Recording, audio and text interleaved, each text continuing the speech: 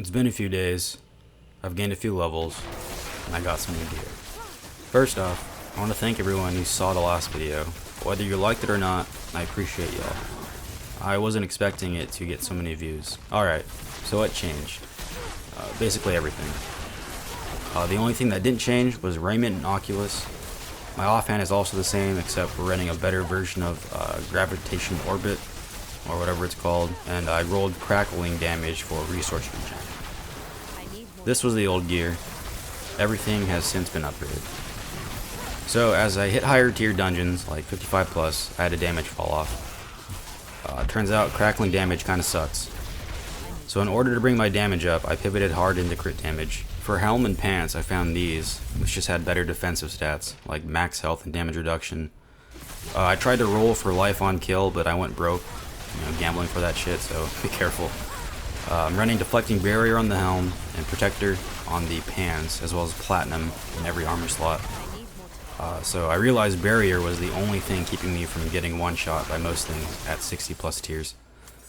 For gloves, still running ancient flame, but I gave up a rank in chain lightning in exchange for crit damage, because I needed as much as I could get.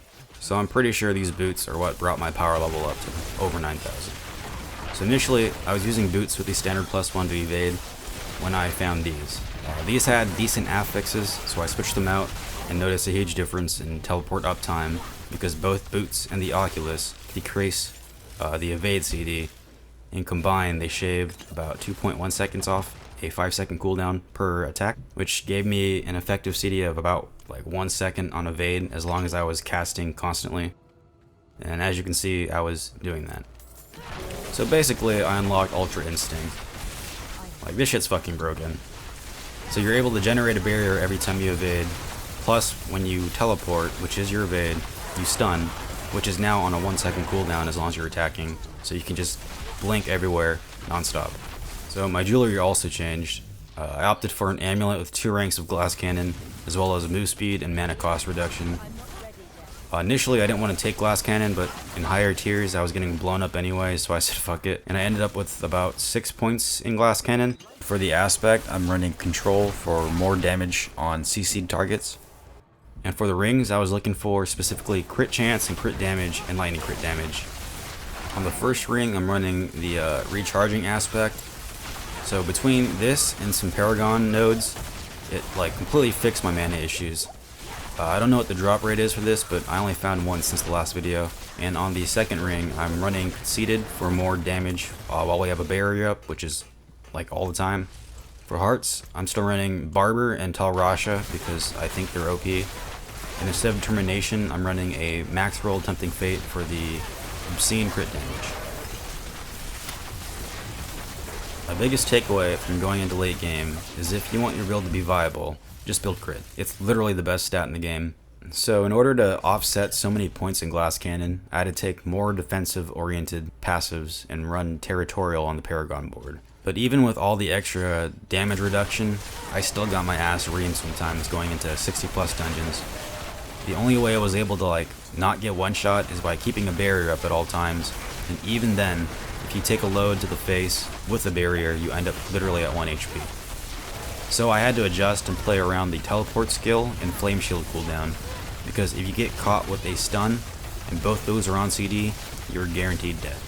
But even with all of that, I still highly recommend trying this build out if you like pure chaos. So I'm gonna shut up now. You can watch the rest of the run, or you can skip ahead. I have timestamps down below.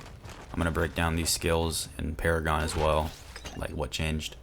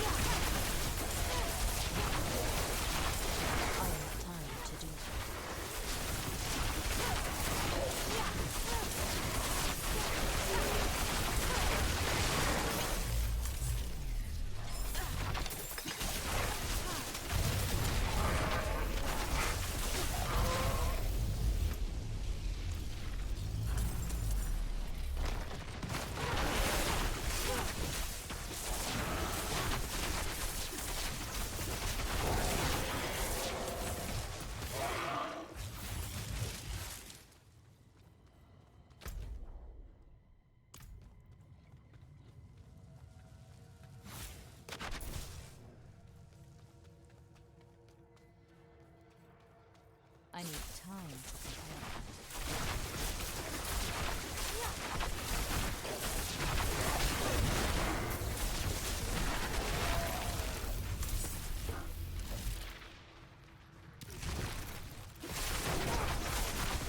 I'm not ready yet.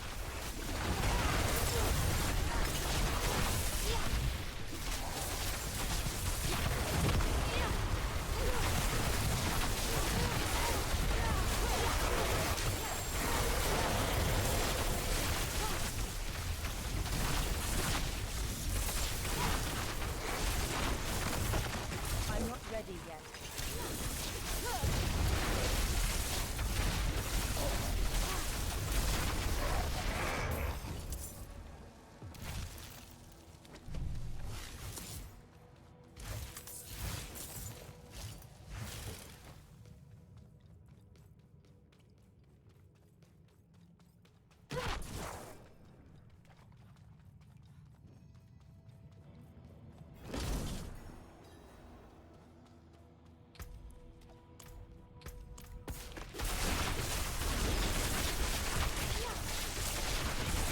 I need time to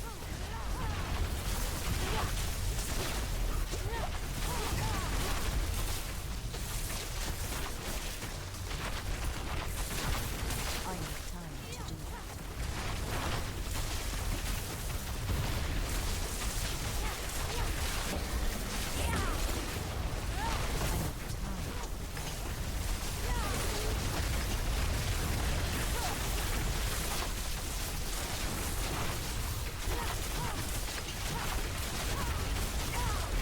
time. I'm not ready yet.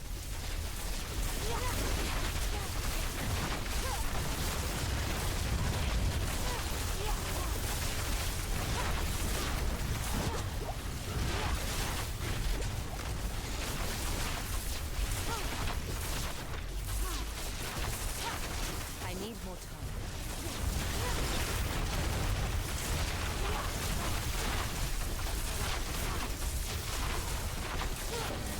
I need time to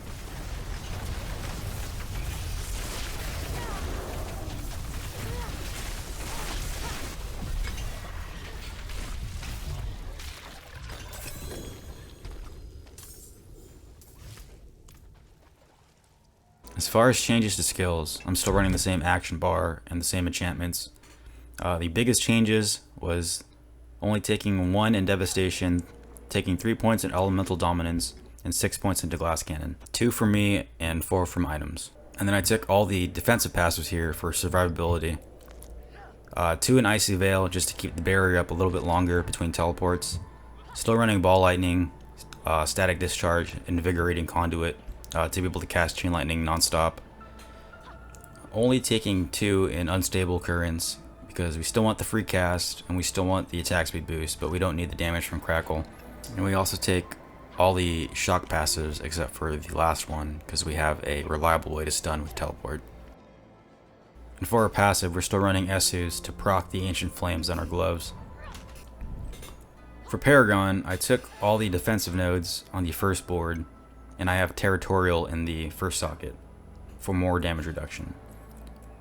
On the next board, it's the Static Surge board, and I take the Legendary nodes plus a few of the rare ones to boost damage against stunned enemies. Then we're using Elementalist in the Glyph socket.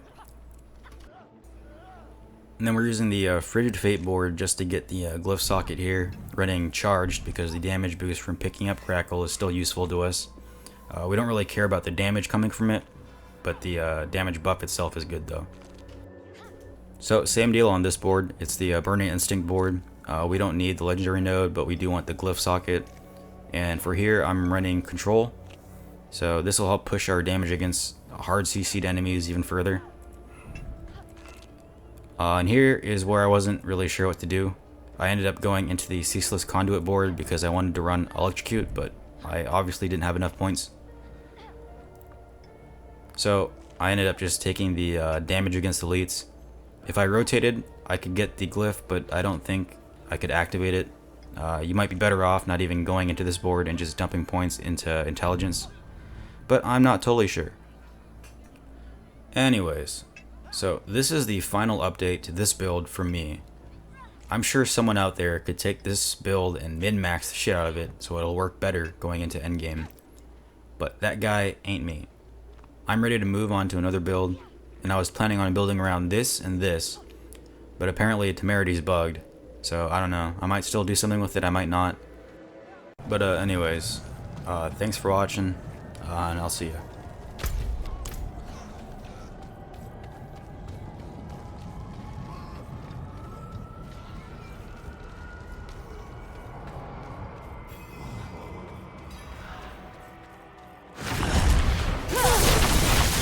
I need more time.